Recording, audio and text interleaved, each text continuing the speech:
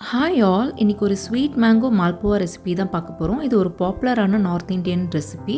1/2 cup மாம்பழம் நல்லா பியூரி பண்ணி எடுத்துக்கோங்க. அது கூடவே மைதா, அரிசி மாவு, ரவை, சுகர், காய்ச்சின பால் ஆற வச்சது இதோடு சேர்த்து நல்லா மிக்ஸ் பண்ணிக்கோங்க. கொஞ்சம் கொஞ்சமாக பால் ஊற்றிட்டு நல்லா பேட்டர் நல்லா ஃப்ளோயி கன்சிஸ்டன்சிக்கு கொண்டு வந்துக்கோங்க. லம்ஸ் எதுவும் இல்லாமல் நல்லா மிக்ஸ் பண்ணிக்கோங்க. ஒரு 10 நிமிஷத்துக்கு இந்த மாவை அப்படியே வச்சுடுங்க. அடுத்தது ஒரு சுகர் சிரப் ரெடி பண்ணிக்கலாம். அதுக்கு 1 கப் சுகர், 1 கப் வாட்டர், இது ரெண்டுத்தையும் நம்ம கொதிக்க விட்டுட்டு ஒரு கம்பி பதம் வர வரைக்கும் கொதிக்க விட்டு எடுத்து வச்சிடலாம். அடுத்தது ஒரு நல்ல சூடான எண்ணெயில் ஒரு கரண்டி மாவை ஊற்றிட்டு மீடியம் ஃப்ளேமில் அதை ஃப்ரை பண்ணி கோல்டன் கலர் வர வரைக்கும் வெயிட் பண்ணிவிட்டு எடுத்துருங்க.